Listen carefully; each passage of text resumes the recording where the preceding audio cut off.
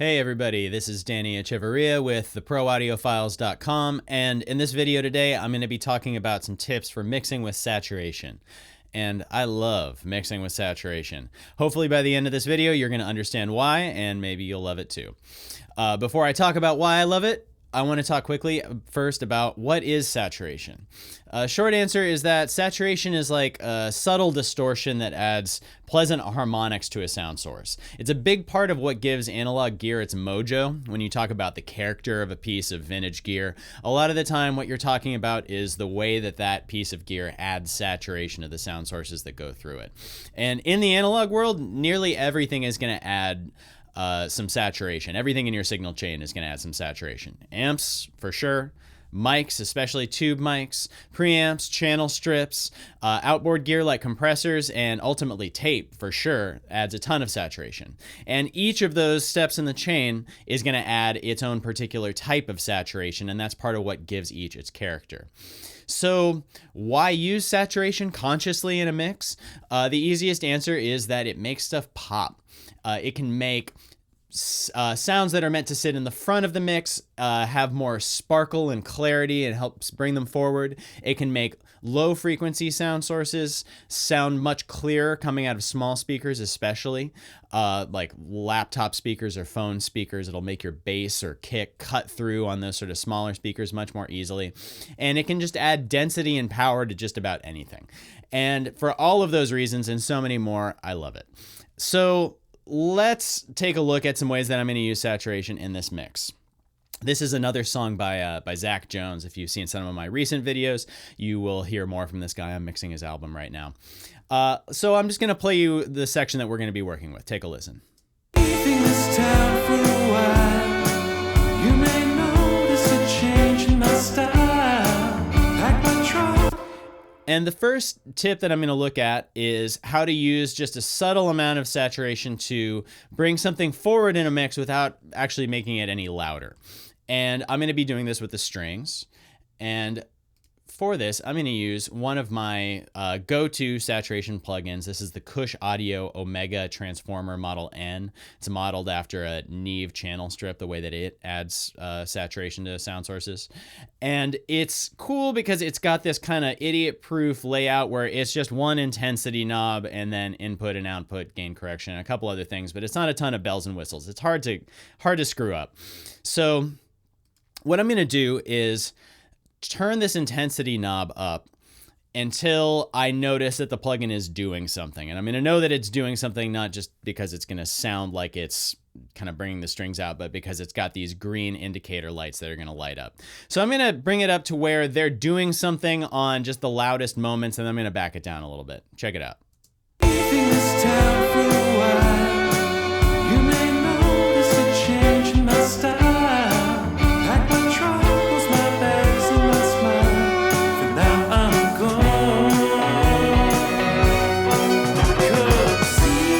So it's showing me that it's just doing a little bit, and that's all that I'm looking for here. And in this particular instance, this plugin is supposed to be gain compensated, meaning that the more I turn up the intensity, that it's automatically bringing down the volume. I do still find that generally it does add some volume as you turn the intensity up. So I'm going to additionally compensate the output and take 2 dB of gain off in the output stage, but take a listen to the before and after when I mute this plugin and play these strings back. Leaving this town for a while, you may notice a change in my style. And now I'm going to turn it back on.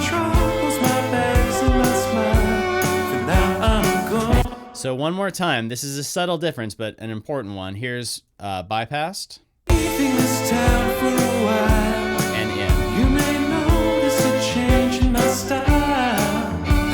Bypass. For now I'm gone.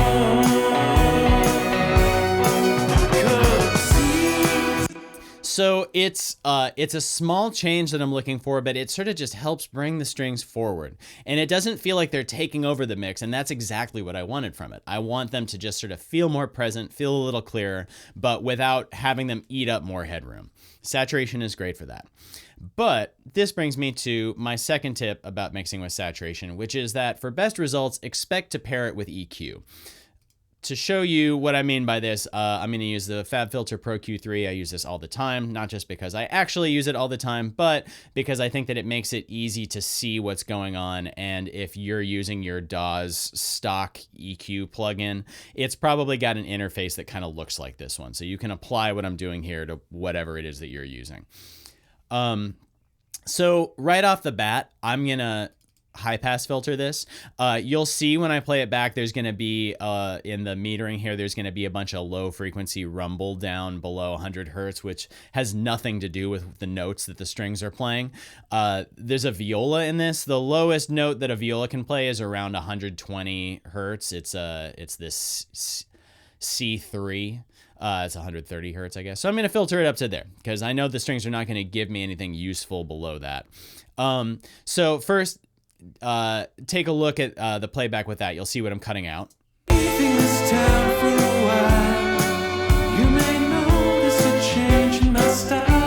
you see down there, it's just a lot of rumble. We don't need it. So I don't want to add saturation to that, because the thing about saturation is that it sort of gives you more of whatever you feed into it. So if you feed it muddy low frequency rumble, you're going to add harmonics onto muddy low frequency rumble, which is going to bring that forward, which is not what I'm looking for. So just cut it. The big thing that I really want to scoop out here, though, is high mid resonance. Strings have a ton of it, and especially when you stack them, this is 3 layers of violin and a viola. When you stack that many high strings, you're going to get this sort of high mid hissy kind of resonance that I want to tame, because the Omega N saturation plugin that I'm using is going to increase that. It's going to add harmonics to that, which is going to make that more present. So I'm going to sweep a high mid band around and find where I don't like what's going on up there. Check it out.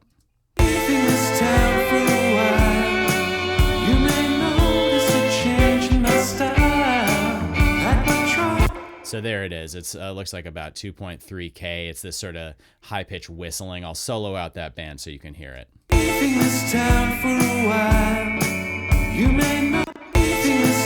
See, even with the whole mix going, when I solo that band, you can really hear it. So unfortunately, I don't want to just obliterate that frequency range, because the strings do need a certain amount of that to sound right and to speak in the mix. So I'm going to use the dynamic EQ to reduce this by up to -6 dB, and take a listen to what that does.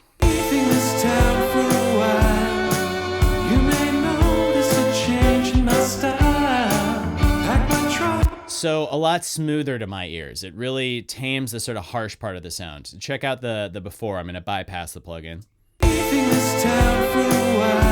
now bring it in. You may notice a change in my style. Pack my troubles, my bags. So really smooths things out. And I'm still getting the benefits of that saturation. I'm getting the presence and the warmth, but I'm not increasing this resonance that I didn't like in the first place. So really quickly, one last time, let's listen to before. This is totally before, no EQ, no saturation. And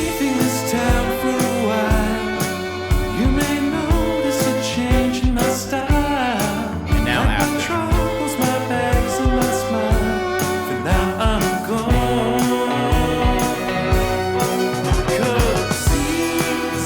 One more time, before and after. You may notice a change in my style. Pack my troubles, my bag. So the strings feel richer, they feel more present, but they don't feel harsher, and they feel louder, but they aren't actually any louder. And that's exactly what I was looking for here.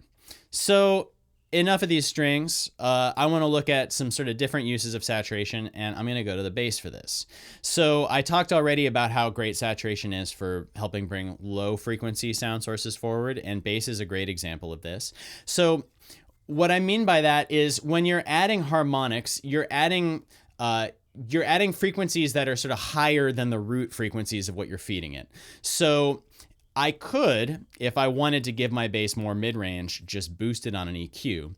But what that's going to do is raise the mid-range that is there, which might not be what I want.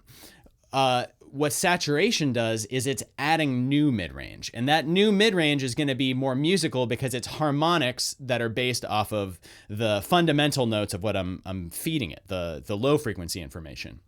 So I'm bringing the low frequency information sort of higher into the spectrum, and that makes it pop more easily. So it tends to be more musical than just boosting the mid-range if you want more bass, for instance. So I'm going to play back that same section, and I'm using now the Soundtoys Decapitator, which is a wonderful plugin. If you don't have it, you should look into it. All the Soundtoys stuff is great. And it's a little bit more complex than that Omega Model N. A few more controls, but I'm not really going to be doing too much with it. I'm using it on the A setting, which is modeling the sort of saturation you'd get from a tape machine. It works pretty well for bass. And I'm just going to crank this drive and take a listen to what happens. Check it out. Leaving this town for a while, you may notice a change in my style. Pack my troubles, my bags, and my smile. For now. So by the time I got it up there, you really notice what it's doing to the bass. Listen one more time, bypassed. Leaving this town for a while, And in.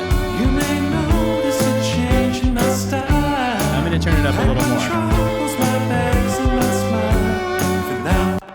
So, wow, the bass becomes a lot more present when you add this saturation to it. And this is not subtle saturation like what I was doing with the strings before. This is just overt, like I'm crushing it in this decapitator. So, yes, using saturation does help bring low frequency stuff forward in a mix, but this kind of dovetails into my fourth tip for using saturation in a mix, which is when you're going to use it heavily like this, using it in parallel is usually the right move. What I mean by using it in parallel is that I'm going to combine some of the original dry signal with some of the wet saturated signal. And you could do this by creating a parallel saturation track and then mixing that into taste, which is maybe a subject for another video. I'm just going to do it with the mix knob on this plugin. And if whatever saturation plugin you're using probably has a mix control too, even if it's the stock one that comes with your DAW. So I'm going to dial the mix all the way to 0 and play back that section. Listen to the bass as I bring the mix back up. I'm basically looking for the point where I just barely feel like it's doing anything, and then maybe I'm going to back it a little more off of there. Take a listen. Leaving this town for a while, you may notice a change in my style.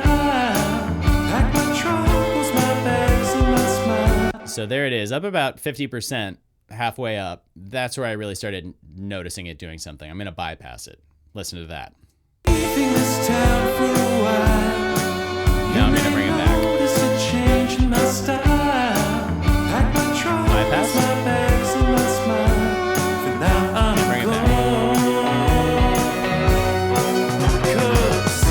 back. So it just sort of helps the bass claim its place. And again, it's doing it without turning the bass up, because I liked how the bass was balanced. I just wanted to feel it more. I wanted to be able to hear it cut through the mix without really interfering with the overall balance.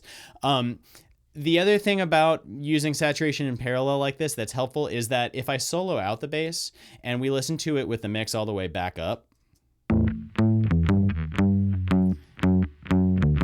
it's pretty fuzzed out sounding. I'm going to bypass the saturation so you can hear what the original tone was. So that's pretty different. So if the artist gives you, a bass that sounds like that, and you give them back something that sounds totally fuzzed out and kind of farty, they're going to say, hey, wait, what did you do with this? So by using the mix knob, by using saturation in parallel, I'm kind of getting the best of both worlds. I'm maintaining the original tone that I had, but I'm mixing in the benefits of adding the saturation in a way that where I'm noticing what I like about that, but not getting all the stuff that I didn't want. So one last time, let's just take a listen to this section. We've added saturation to the strings to give them a lift, and to the bass, used EQ, and used saturation in parallel. Check it out. Leaving this town for a while, you may notice a change in my style. Pack my troubles. So these are different ways to use saturation, both subtly and super not subtly, to just kind of give a lift to things that you want to give a lift to. There's lots of other ways to use saturation, and so many of them are so cool. Everything from subtle stuff like this to just totally obliterating sounds in your mix. And I hope that you can chime in the comments with your favorite ways to use saturation. Let's keep this discussion going. But that's all that I got for today. Hopefully you understand a little better why I love saturation so much, and maybe you're starting to love it too. Once again, I'm Danny Echevarria with theproaudiofiles.com. If you liked what you saw here today, please like and subscribe. I'll be back with more video content soon. And if you want to see, if you want to read about more in-depth ways that I like to use saturation, it comes up all the time in my articles. So go to theproaudiofiles.com and check out the writing that I've done on that website. Okay, happy mixing, everybody. Peace.